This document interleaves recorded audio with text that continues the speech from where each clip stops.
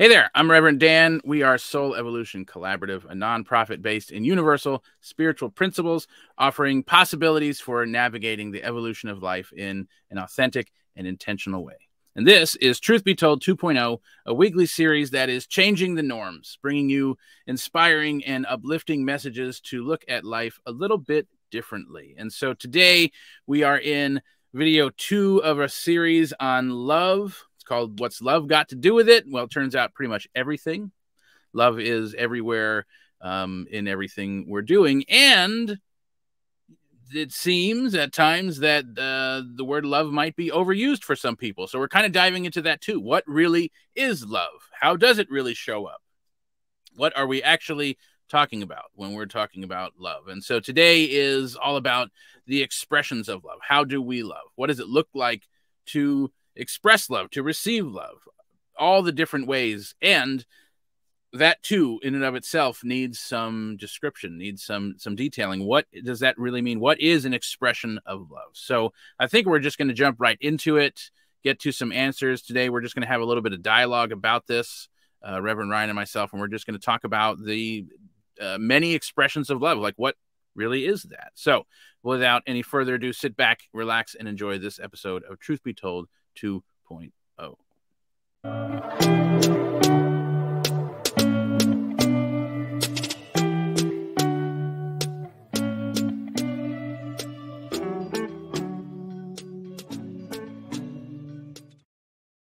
All right. So the ways we love, many expressions of love that show up in the world, all these ideas that sound amazing and yet I think often go undefined.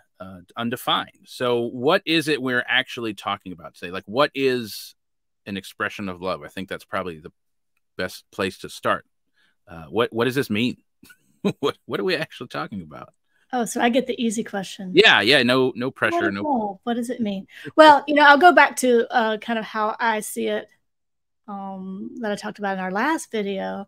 For me, it's like this leaning in, leaning into, drawing towards.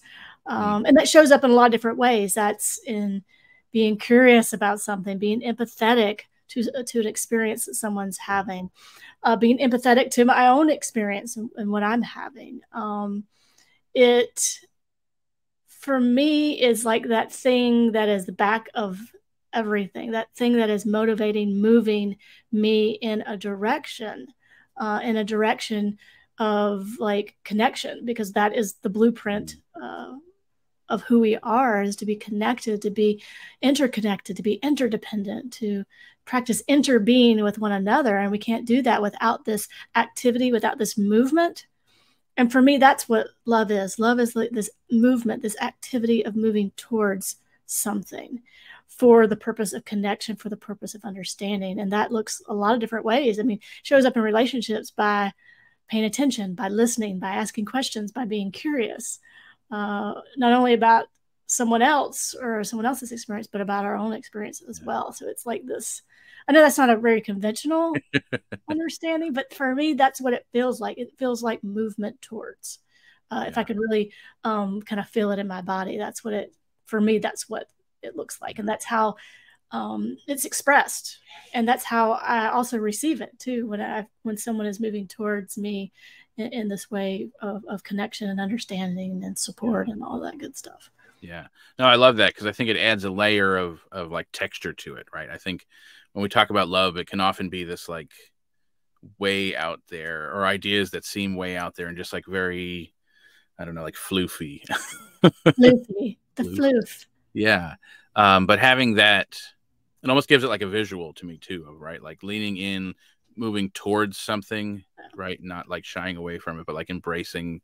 And I love, you mentioned connection and relationship, and what is it really without that relationship? And I think, to me, love requires that.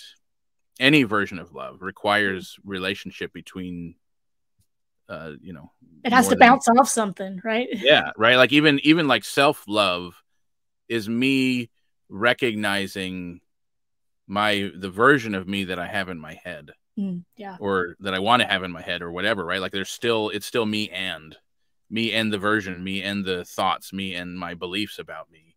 And so when we're talking about, you know, even a relationship with other people, it's like, you know, you're talking about like the idea of connection. Love leads us towards connection. And I think one of the challenging things about like the typical like version of love that we talk about and see out in the world is we're often, I don't know, leaning into the way we were shown what love is, but not necessarily what we actually, I don't know, like, I think it can take some time to learn or unlearn what we think love is, and then really love in a way that is true to us or authentic to us, or, I don't know.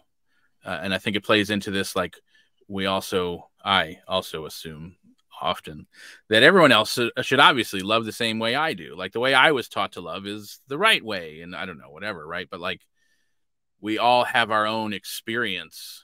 You know, we were shown growing up one way or another what love is, whether we're worthy of it or not, how to express it, how to receive it, how all that shows up. And I think that definitely impacts our ability for connection, right? So when you talk about connection and relationship, I don't know, this could be a whole video series, like a whole show of its own on an ongoing basis. But what I think too, you know, when we're talking about love, it's for me, it seems like less about learning and more about unlearning, because you're right, like whether our families of origin or those frameworks that we grew up with, I mean, we absorbed like what love was, and within the context of whatever framework we grew up in, what love was, how you were supposed to give it, how you're supposed to receive it. We learned a lot about what self-love is, or what it's not, or how to or how not to, you know, all the things. And so I think some of it is, and it comes with this leaning in too. Not only are we leaning into the experiences, but we're leaning into those systems, frameworks, beliefs, ideas about something, and getting curious about it. And so I think that we often operate in default, because that's, I mean, well, of course, like you said, everyone should love this way, or everyone should receive love this way, is how I receive love. And that creates a lot of, I think, friction, especially in relationship with other individuals, because that's not the case. And so I think that's an opportunity also to lean in and understand, oh, my experience isn't the only one. My experience of love and giving and receiving love isn't the only experience. And that's just a mind-blowing thing. We can apply that to like a lot of different things. But I think the more that we understand that, the more we can understand like the framework of which we're operating, and then realize that everyone else has their own framework. And so this is a really good opportunity for us to evaluate that framework. Is that a framework that we have absorbed and not really agree with, or is not really working for us?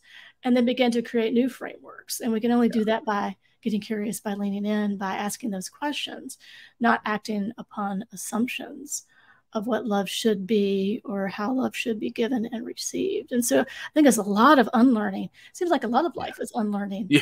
Right. Yeah. A lot of like deconstructing and reconstructing. Yeah. Right. Because I think a part of deconstructing something is needing to then replace it with a new thought. Right. Yeah. And when we're with something like love, we're typically not shown what the alternative is, or that there even is an alternative. And I think there is a lot of assuming, or it's more than assuming. It's like when you grow up being shown or told that love is a certain thing, that's just what it is. And we don't necessarily question it, right? And we drag it into our present experience. Yeah. Until something happens that makes you question it. And like, what? Wait a minute. I'm not so sure about that one, you know? And I think for a lot of people, that looks like needing to be a certain thing, or needing to show up a certain way, or needing to do a certain thing. Like, if I can show up this way enough, my parents will finally love me. Or if I can be doing enough, if I can show that I'm doing enough, then they'll approve, or whatever. And it is this like outside of us. It seems like it is this outside of us thing. If I do, or if I can be enough, then, which is also like a reoccurring pattern we talk about in this show, is once something, then something else. Once like I do this, if when thinking, yeah. the if when, rather than love just being like the motivating and essence, like that activity behind what we do. Because I think the flip side of this, within spiritual communities, I think we can take it so far the other way and say, like, well, you're not going to be able to receive love until you can love yourself, which I think at first sounds like a really inspiring thing. Like, oh yeah, I need to love myself, of course, right? But if you have to wait until, here we go, it's an until again. Once you blah blah blah, then blah blah blah. It feels like a fear tactic. Yeah, right. It's like, I think we have to be careful of the if when stuff, and it doesn't mean you can't be in a relationship if you don't love yourself enough, right? Like, I think it's got to be both. I think the deeper we can love ourselves, the deeper we can experience love with someone else. But it doesn't mean that you start at zero. Like, we're not like, it just means there might be some unhealthy habits and patterns that are kind of going to get in our way and pop up that we're going to have to look at. But yeah, I think if we realize that it's not something we have to like reach for or achieve, that love is just something that like naturally exists within us and motivates us to do things, motivates us to be alive and active, and like however you show up in the world, whatever your authenticity is motivated by that love, by the essence that is love. And I think it is, like you said in the beginning, it's that activity, it's that thing that gets us to connect, that motivates us to connect with anything, with anyone, that motivates us to just go and be without having to reach for something. When I think, doesn't love fall into that, when you're talking about reach for something, love falls into that destination sort of category. You know, we have a lot of those categories when this happens, like you said, like, but like love is not a destination. It is something that is it's just the activity of life. It's the activity of, because we see it in just the natural world, this ebb and flow, but this yearning to grow and to move towards the light, move towards, you know, the water, move towards the thing that is nourishing. And I think that is the activity of life, and that's what love is this activity of moving towards it. So it's not a destination. And I think the more that we can deconstruct this kind of destination thinking, man, wouldn't that be so freeing for lots of things? Like, if like our spirituality is not a destination, our relationships aren't a destination, love is not a destination, peace is not a destination. It's like these things that we have to reach and grasp toward, or, you know, and if we're not there yet, we're doing it wrong. But what if we understood, or began to understand, that the activity of the path is love. The activity of the path is peace. The activity of the path is spirituality, or all the things that we make into destinations. That the mere activity of living, breathing, moving, interacting, falling, jumping, running, all the things that happen in our life, the mere activity and the wholeness of life is the thing. That there is no destination, because we're already there. And that's hard to live out practically, because I think we live in this very doing, be enough, do enough, have enough, whatever enough mentality and framework, which is that kind of destination thinking. I got to have this, I got to have that, I got to have that, and then I'll be whatever. And so I think that love gets folded into that as well. And I think, I mean, and I'm not saying this as if I have discovered how to do this. I haven't either. I'm slogging along with the rest of us, but I think it is a little subtle shift in the framework and understanding. And I think it really can free us to actually experience love in all its many ways. And I'll just add to that about the idea of it being challenging. I think it's especially challenging when the situation you're in doesn't look like what you want the situation to look like. You know, like when we're in hard times, hard moments, hard situations, that doesn't mean we don't change it. It doesn't mean like just let it all go and accept what is. Like we can still change what is. We can change the way we're showing up. We can influence the situation around us for things to show up differently and love differently, right? So I don't think it means you know, we're not trying to swing the pendulum all the way the other way. It's still that middle of like, Yeah. it's not a destination. And just because we're not reaching for a destination doesn't mean that this is the destination either. Like there is no destination. So it's kind of this like free experience to just create what we're wanting to create. And so we do get to change how we're showing up if we want to. We do get to begin to influence the situation around us if we want to, or change a situation. Maybe we just leave the situation. Maybe we put ourselves in a new situation. Whatever it is, I think there's, you know, infinite possibilities. But the opposite of something not being a destination doesn't mean doesn't mean we want to stay where we're at. Yeah. It's this evolution, this understanding of evolution. Yeah, it's the evolution of an experience rather than, well, I don't like this, so once I have something, then that makes sense. Yeah. It's like it's now and moving, changing, shifting. And I think that can be, like you said, that can be challenging because we live in a world where most things are based on the if, when, destination kind of thing. So that answered all of it, right? Yeah, I mean, I feel like no questions anymore. I get it. No question. But even then, it's not a destination, right? So there's no answer. It's just this constant deconstructing, reconstructing. That is the catchphrase for today.